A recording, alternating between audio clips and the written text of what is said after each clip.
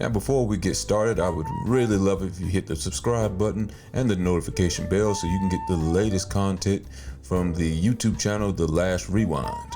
And don't be shy about leaving your comments at the bottom of the page because you are the sole reason why this channel will be successful. Thank you. Hey guys, welcome back to another edition of The Last Rewind. And please make sure, before we get into today's topic, to hit the like and subscribe button so you can get notifications of future episodes of The Last Rewind. Now, let's get into this. Wow, a shocking moment. The Denver Nuggets, I believe the number 2 seed, who cares? The defending champions, the reigning, defending NBA champions, who seemingly had home court advantage. A lot of people, when they go to Denver, they consider that home court advantage because of the thin air. The people who play in Denver are used to it, and therefore, they're way more conditioned, at least what I hear anyway. And the opponents that come there, they're gassed quicker. They can't last as long. Of course, they're not as conditioned. And so it's usually for the Denver Broncos and the Denver Nuggets, it's a big deal for them to have home court or home field advantage. Home court advantage doesn't seem to mean a lot in the playoffs for the NBA anyway. You got the Denver Nuggets. I don't know if any of y'all noticed the 5180 that was on their jersey. I had to look that up because I didn't know what that was. I was like, that's not their zip code because they're missing another number. So the prison number, or what is that? Definitely can't be a social security number unless you're like 100 years old and you had the first one. And it's 5,180 feet is the number of feet. Let's see. No, I'm sorry. 5,280. So why is that? That is the 5,280 feet above sea level. That is, they're known as the Mile High City. Mile High City. Yeah, so they represented this on their jerseys, and this was supposed to be like, hey, we're holding home court here. Y'all don't want none of us. We're well-conditioned athletes, and when we take you back home, because they just got massacred in Minnesota by 45 points, which is, I think, a record for a defending champion to be killed, to be beaten by 45 points. They were held to 70 points, if I'm not mistaken, which is unheard of in today's NBA. If you're talking about the 90s and early 2000s, that might have been commonplace. Still, I thought Denver was going to win Game 7. I believed in my heart Game 7 was Denver Nuggets' game, and it certainly appeared that way. Denver Nuggets had a 20-point lead in the third quarter. Murray was playing his game. Jokic, spectacular as usual. Anthony Edwards, shooting horribly, having one of the worst games I've ever seen him have. 6 of 24 to even end the game. I think it was 16 points, 25% from the field. I say, well, I guess we're about to see a Denver Nuggets, Dallas Mavericks matchup. And I still believe if that happened, one of those two were going to be the eventual NBA champions. This has been an unpredictable series. Game 1 and 2 got killed in Denver. Minnesota took it to them. Had me believing, man, can the reigning champs actually get swept? Going back to Minnesota, I said they might get one game, but it might be a gentleman's sweep. Either way, I did not think they were going to make it a series for long anyway. To my surprise, Denver won the next 2 games and even blew the Timberwolves out another game on their own floor. Then the pivotal, that's usually called the pivotal Game 5. Game 5, you win it, most of the time you win the series. If you're trying to break a tie, 2-2, that is. Jokic turned into the unathletic Hakeem Olajuwon of the 94-95 series. Gobert was David Robinson, and Jokic was Hakeem Olajuwon. This guy can't even jump over half of an Oreo cookie, and he was killing Gobert. Called Anthony Towns. Yeah, but he was showing why he was a 3-time MVP. And I said, oh, the momentum is in their favor. Even if they would lose Game 6 back at Minnesota, they're just going to take it back to Denver and smash them. That's what I thought was going to happen.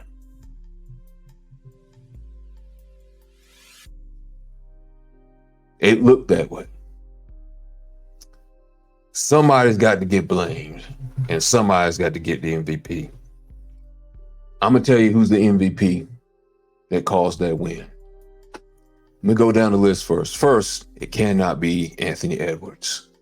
Although, I'll give him this. He had an atrocious game. 6 of 24 again, 25%. But there's also more than one way to help your team win. All the greats do it. You're not always going to have a good shooting game. So if you're not having a good shooting game, what can you do? Rebound. Take a charge. Play excellent defense. Slow down the highest score on the opposite team.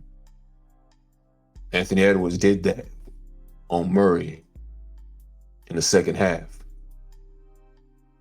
Murray had nothing but 11 points. He had 35 points, I think 34, 35 points the entire game. Had 11 points in the entire second half. Dropped the shooting percentage down. Winning basketball. And because they won, no one's going to remember how bad he shot. They're going to remember that he persevered, maybe through the bad shooting, but they're going to remember that good defense and that clutch 3 towards the end of the game. That's what they're going to remember. But no, he's not my MVP. Second in line would be Gobert.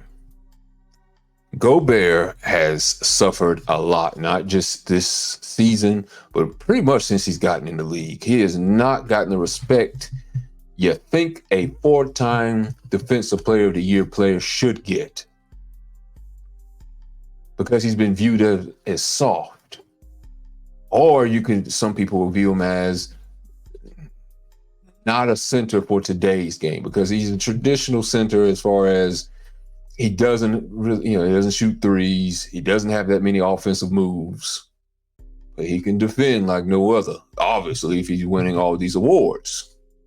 But a lot of times he's been exposed in the playoffs where they'll putting a bunch of shooters, forwards and guards, and maybe even a center, and they'll take him out of the block, and his defense is rendered useless. Hard to do it now when Minnesota has 2 centers, pretty much. Karl Anthony Towns being the other. He can switch back and forth from forward to center. So this hurt Jokic because Jokic had no size on this team. Jokic was the only true big body on the team. Aaron Gordon is masquerading as a power forward. He really should be a small forward. And he's done a great job for what he has done, but you can't get but so much out of him. And I think maybe what happened is maybe he fatigued guarding these big guys, because he had to do that with the other series with Anthony Davis. I think maybe he fatigued along the way because he didn't give nothing in this game and the previous game. But Gobert, to me, he's not the MVP, but he's damn near close. He played great defense on Jokic in the second half too, but I mean, Jokic still did his thing, but they contained him. They kept his assists low, which is a big factor, I think, of Jokic running the offense and controlling the momentum of a game. Is control how many assists he has. Not that 7 is something that nothing to sneeze at. I mean, but a center, having 7, that's crazy. Jokic's game, usually he'll have probably about 9, 10 assists, or even higher. I expected him to have a triple-double in this game. I expected him to have more assists and rebounds. I think he had 19 rebounds, I believe, if I'm not mistaken, and 35 points, if I looked at the stats correctly. So, it came close, but I think they tired Jokic out. The combination of him and Cat, they wore him out. But I think the MVP of the game, well, before I get there, let me put a little bit more respect on Gobert. Gobert pretty much, to me, hit the shot of the game. It might not have been the last shot that, ended the game, but when he hit that fadeaway or 15 feet away from the basket, no one expected it. That's not in his arsenal. That's not in his shot selection. When he hit that shot, I said, it's over. It's over. I don't care what they do. They're not going to hit. They can hit 3 threes in a row. It's over. It tore their hearts out. And they couldn't record. I saw the faces of the Denver Nuggets give up after that. Matter of fact, I saw something I couldn't even believe. I don't even know if anybody caught on to it. With like a minute left, or under a minute left, I don't know whose shot it was that last guy hit, but I saw Jokic pretty much, it seemed like he gave up. Like it was like when the game is out of reach with let's say 10 seconds left, maybe it's a 10-point lead. It was like, all right, well, we concede defeat and I'm not going to rush up the floor anymore because the game's over. I'm getting ready to shake hands and say, hey, good job, good win. And it was like an 8-point lead, I think, at that point, with under a minute left. And the Denver Nuggets start slowing down. I'm like, what are you doing? And maybe I'm the optimist because I remember a fella, I think in 1994, that was commentating that game, who was playing against the Knicks. I think it was that year, 94, it was the 94-95 playoffs. And when he was down by 8, and I believe he hit 8, or it was down by 6, I think, and he hit 8 points in like 12 seconds. A lot has to go right for that to happen. But if you can do that in 12 seconds, what about double that? And you're the defending champions. I think their hearts were snatched out of their chest after having a 20-point lead in the third quarter, and then Minnesota came all the way back and made it a 10-point lead. It's like they couldn't be stopped. And this is with Cat on the bench because he picked up a silly 5th foul. He could just stop those silly fouls, man. He could be higher than Jokic in the center position. He could be higher than Anthony Davis. He fixes a few things, but he did fix something in this game, which I am very proud of him for. One more thing. I know I keep saying I'm going to go to Cat. One more thing. Gobert has a soft image in more ways than one. We saw what happened to him at the beginning of the season. I hate to laugh at it, but I mean, Gobert's a 7-foot guy. He doesn't show a lot of fight. Draymond choking him out was not good for his image. It's like Jordan Poole getting punched or knocked out was not good for him because nobody's going to look at him like a tough guy, or nobody's going to believe him when he gets ready to confront somebody during a skirmish during a game. Draymond took that away from him, and he didn't fight back. He got choked out. Now, I don't agree with Draymond doing it, but still, it's got to hurt your image when you don't show any fight in you. Well, he showed some fight. It wasn't with his fist, but he showed some heart and he showed some fight by going back at Jokic after that Game 5 whirling dervish that he put on Gobert. Jokic went 8 of 9 against him when they played in that Game 5 where he had 40 points. I think he showed some heart the way he played that game for Game 7. And I think he's going to earn some respect if they win the championship finally this year. Don't get any fights, but other than that, I think he'll earn some respect on the floor. And he had to also remember the stuff he went through in Utah. with the COVID situation where he was at the press conference and he coughed on the mics, and everyone was mad at him because some people caught COVID right after that. No one knew what COVID was. No one knew if it was a life-altering, deadly disease yet. We were all scared, so we didn't know what to think about it. He was just, playing like a little kid, like, oh, I'll cough on these mics now. Nothing's going to happen, And that was the beginning and end of that relationship between him and Donovan Mitchell. But he has lost a lot of respect over the years, and hopefully he'll start earning some respect back if they win the championship this year. Again, you would think he would have it being a 4-time Defensive Player of the Year, but, what are you going to do? Now, I'll get to Cat now. What I appreciated about Cat, he changed a few things that have drove me nuts about him and a lot of other NBA players that play center. Anthony Davis, and Joel Embiid. You are 7 foot, or at least almost 7 foot tall. 270 to 300 pounds, depending on which one I'm talking about. You got guards guarding you out there at the 3-point line. Take it down low to the basket and murder these little guys guarding you. Stop shooting threes. If it's a good part of your game, fine. If you're hot from the 3-point line, fine. But stop relying on it when it stops falling. Even if it doesn't stop falling, get your behind in the post first. And then go to the 3-point line. See if your shot's falling out there. But stick down in the post. And Cat, he was recognizing the switches. They got switches on him with Octavius Pope, Murray. A few times Murray was on. I'm like, if you don't back him down to the basket and he start backing him down and scoring over him with ease, I'm like, there you go. That's what I'm talking about. A couple times he did a fade away. I'm like, no, what are you doing? Stop fading away. Punish him. Tire him out. That tires people out when you do stuff like that. Joel Embiid, I think he doesn't do it because he doesn't want to get hurt. He's an excellent free throw shooter, so I'm not sure why he still doesn't want to do that. But I mean, he gets hurt regardless, so you might as well go ahead and take your chances.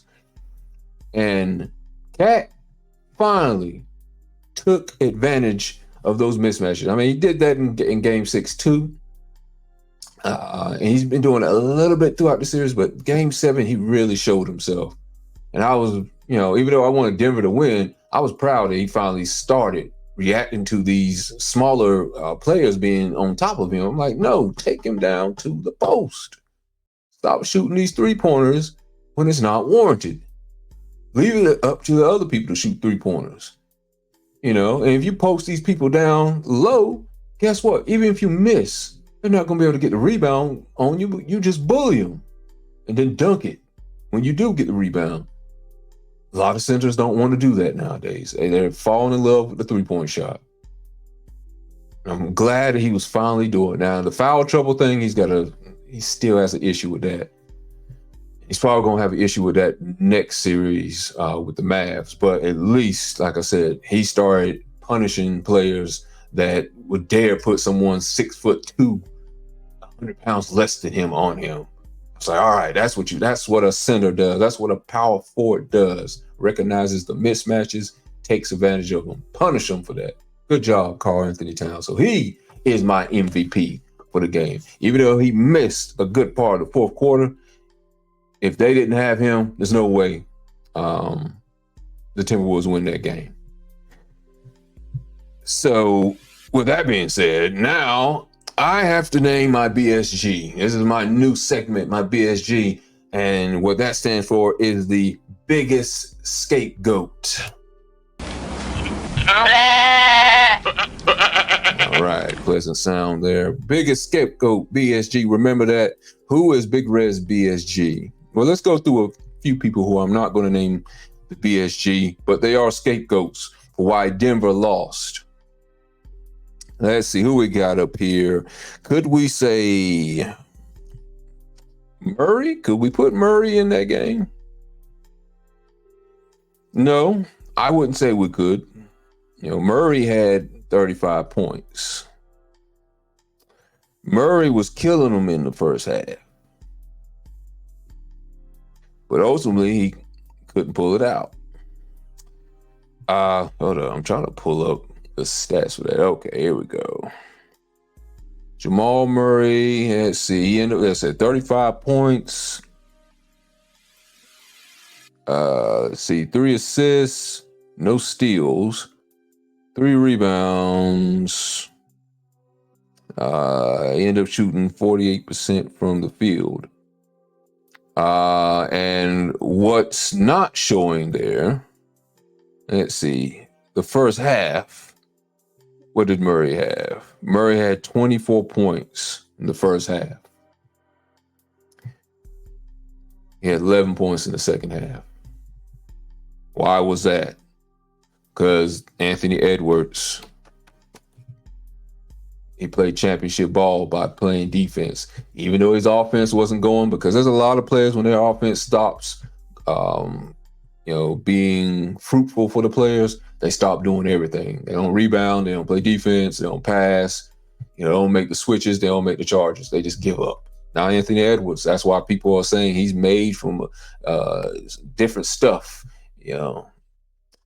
He's like Jordan, he's like Kobe, he's like Magic. Like, if one thing doesn't work, I'll go do something else to help my teammates, and that is championship ball. So Murray, he is a scapegoat because Nuggets needed help in that second half, and he didn't provide enough. He provided something, like I said, 11 points, but not enough. The MVP, the 3-time MVP, Jokic, is he the biggest scapegoat? I would say no. He is a scapegoat because he's the best player on that team, and you could say he's the best player in the world. So I said on the last podcast, I said, if he wins this Game 7, he goes on to win a championship, I may have to see if somewhere on that top 10 list of all time, he may can squeak in there. I'll look at it. Doesn't mean I was going to do it, but I'll look at it. But this loss, he can't crack the top 10 yet. If he won back-to-back, that would have been a big thing. 2 championships, great. 3-time MVP to add to that, great. But no. So I'll look at the list, but I don't think he cracks the top 10 quite yet. And Jokic did everything he possibly could. Jokic, let's see, he had 34 points, 1 block, 7 assists, 19 rebounds, 6 offensive rebounds. He was 2 of 10 from the 3-point line. Couldn't. Usually those threes that used to fall last year and in the Lakers series wasn't falling this time. That's why I said, I was thinking like, man, the magic might be gone with this team, because he was killing them this year and last year. It's like, I think he was exhausted. The man played all but 1 minute of the entire 48-minute game, all but 1 minute. And I think Mike Malone even called a timeout after the Timberwolves called a timeout to give him 2 minutes worth of rest or a minute worth of rest or so, because he was gassed. But I can't blame it on Jokic. I mean, I'll say, if I'm going to say anything, with your superstar, and he is a superstar, you're always going to be saying you didn't do enough. That's all you can say is you didn't do enough. Yeah, you could have got help, but you should have found some way to get your teammates, drag them from the bottom to the top of the mountaintop of victory, and you couldn't do it. But he didn't have a bad game.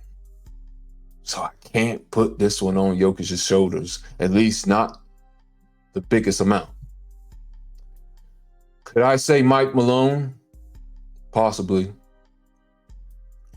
Mike Malone seems like a great motivator as a coach. But the fault probably comes in, they didn't seem that motivated versus the Lakers. They didn't. They seemed like they were just going through the motions with the Lakers. I think it should have been a sweep. It was a gentleman's sweep. I don't even think it should have been as close as it was in that series. And yes, it was close last year, but something about them in the first round just didn't seem cohesive, you know? And going down 0-2 in the beginning of a series and you have to spend a lot of energy, I think that's a big thing, is the back-to-back fatigue. It's hard for teams to repeat because you're so fatigued from now being the hunter to the hunted. You're getting everyone's best now. And when you start off a series behind 0-2, now you have to try really hard mentally and physically game 3 and 4, because if they went down 3-1, it would pretty much have been over then too. More than likely. They won that game, both games in Minnesota. And again, Jokic, game 5, Jokic turned into White Elijah. And I think they kind of relaxed again. In game 6, they relaxed so much, got beat by 45 points. Again, a record for a defending champion to lose by. I think a lot of their heart got snatched out. That game 6, it carried over to game 7. I don't think Mike Malone had these boys ready mentally. You know, I think their heart wanted to do it, but mentally, Jokic was there. I think Murray was there, but I don't think the rest of the team was ready. But I'm still not going to give him the biggest piece of the pie on the BSG. He is not, to me, the biggest scapegoat. It's close. I'm going to get to him again in a minute, but I'm going to tell you who the biggest scapegoat was. The bench. The Denver Nuggets bench was the biggest scapegoat for why Denver lost. Minnesota's bench, I should have mentioned that. They're one of the MVPs as well, too. They're one of the biggest reasons why they also won, besides the people I mentioned. It was the Murray and Jokic show in the second half. You know, Denver's bench only scored 5 points the entire second half. 5. You can fall down and score a point. You can fall down several times, get 5 points. You can fall down, hit a 3-pointer or and one and another 2 points off a layup or something. 5 points. Aaron Gordon, gone. He did nothing. Let me tell you what was his stats. Aaron Gordon, 4 points. 4 rebounds. No free throws. That was another thing. I was like, they needed to go to the basket more. He shot 40%, 2 of 5. We needed more from you, Aaron Gordon. Probably the biggest disappointment from the bench and this series. He was disappointing the entire series. Michael Porter Jr. had 7 points. 9 rebounds. Okay, he helped out there because of all the bricks. 1 for 6 from 3-point range. 3 for 12. Field goal wise.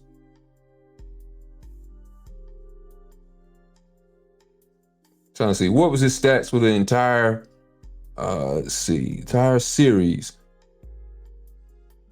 21 points the first game. Let's see, wait a minute. Yeah, wait a minute. It's 21 points the first game. What stats am I looking at here? Okay, the last 5 games. Okay, this is the last 5 games. This is when Denver won in Minnesota first. He had 21 points. I think that might be his only good game. The next game, they beat Minnesota in Minnesota, 4 points. Next game, back in Denver, 6 points. Next game, 8 points. Game 7, same 7 points. Shot great in Minnesota, game 3 and 4. Game 5, he shot 20%. 33% after that. 25% after that. Mike Malone said as much in the press conference. You know, these boys, they went to the well a little bit too many times to Jokic and Murray. We need help. And that was a concern in this year when they left Jeff Green and I forgot who the other player they let go, but their bench was depleted this year. And for whatever reason, they didn't really get any reinforcements. They was like, oh, we can just do it again. We got Jokic. We got Murray. And I mean, it certainly looked like they could do it because, like I said, they were the second seed. They were tied with Oklahoma City Thunder.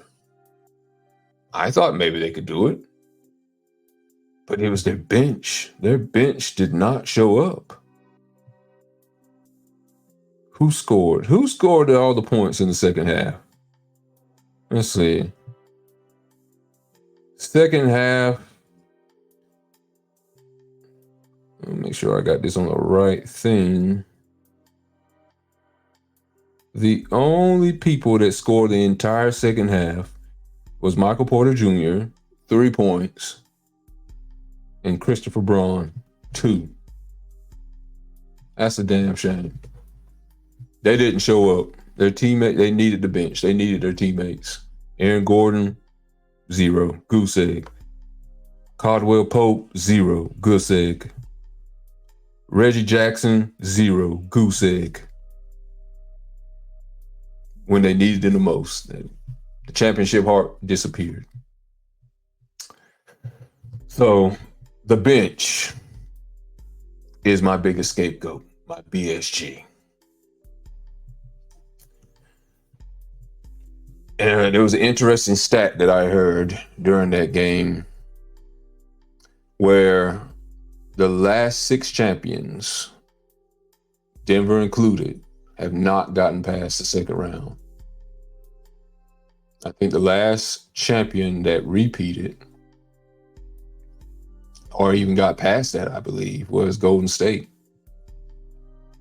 They were in the finals, and that was where Kawhi, I think, beat them with Toronto, and Durant went down with his Achilles, and Klay Thompson went down too.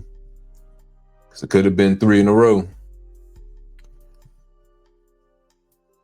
I don't know. We're entering the period of parity that we have not seen since the 70s. Several different teams won championships in the 70s. I don't think anybody repeated. Let's take a look at that. Because that's the era we seem to be going into. NBA champions of the 70s. Let's see.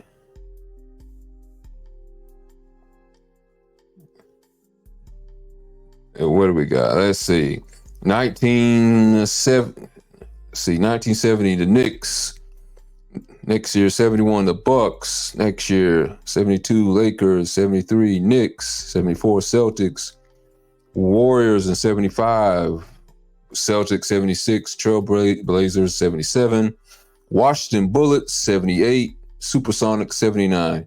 A new team every year. Every year.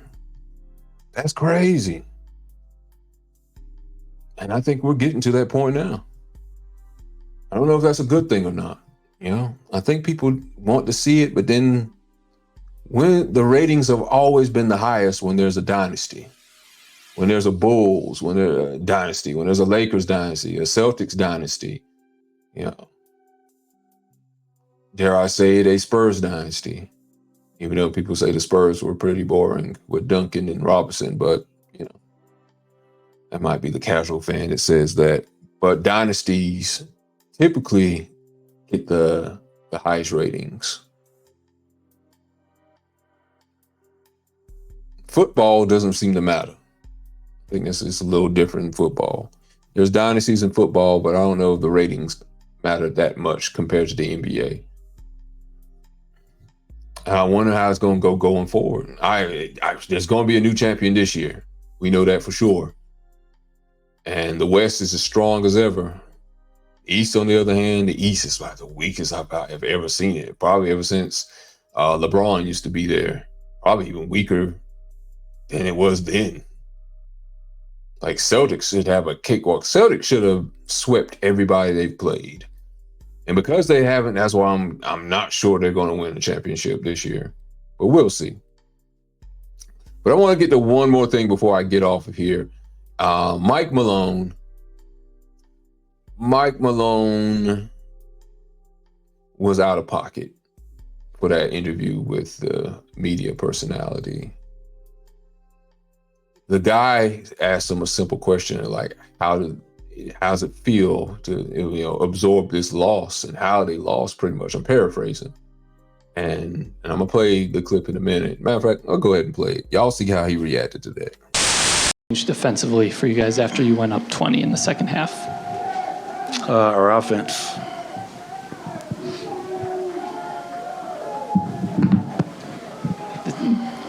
Did you feel like there was anything that you guys got away from offensively in that stretch after you reached that point? I'll have to go back and watch the film. How hard is it just to absorb a loss like this after going ahead by 20? Next question, man. The season's over. That's what's hard. Being up 20. The season's over. You don't understand that. The season's over. It's hard. Stupid ass question. Jeez, boy, he was pissed at that. You know what? And I don't know if anybody caught on to that. I don't think he was mad at the question so much. I'm sure it played a part in it. I think he was mad. If you can listen in the audio, I hope you guys can hear it. There are people celebrating in the background. I hear people hooting and hollering. I think that's the Timberwolves. And while he's doing this press conference, he hears them celebrating, probably talking junk about how they just crushed Denver on their home court. So that probably adds to why he's probably so pissed. If they weren't back there, would he responded the same? Maybe, but I'm sure that doesn't help. After you just lost a grueling series where you thought you were in control, and like the reporter said, how can you handle something like that after being up 20 and then losing it and having the victors be arrogant in the background, and they deserve it. To the victor goes the spoils. Who knows how I would have acted after a game like that, but it's still no excuse. He has to be professional. He's one of the faces of the team. He's a coach. He has to be professional. That guy did not deserve the reaction he got. He said, stupid ass question. I'm like, come on. You gotta be better than that. Now, you were great when you were in the driver's seat and you were going back at the Lakers and LeBron or whatever. I'm saying, who's your daddy? You got to take that. If you don't want them hollering in your house, your locker room, or behind you anyway, you got to stop it.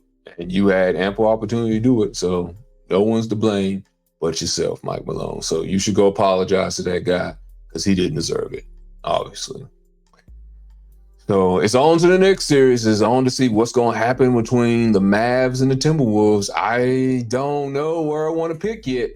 I got to see one game first before I make a pick, because I totally was wrong with this one, because I thought Denver was going to win in 6. I thought their experience was going to help them. The championship medal that championship teams say they have, not this time. Home court advantage means nothing in the NBA, seems anymore. In the last 20 years, there's a stat I got to look up about that, about how home court advantage has dissipated over the last 20 years compared to what it used to be. It used to mean something, but it doesn't seem to mean anything anymore. And probably would say more teams probably don't want to take the regular season that serious because home court advantage means nothing. Anyway, tell me what you think about the video, and what I had to say on the video. Leave your comments, and don't forget to hit the like button, subscribe, and I will see you on the next Last Rewind. Peace.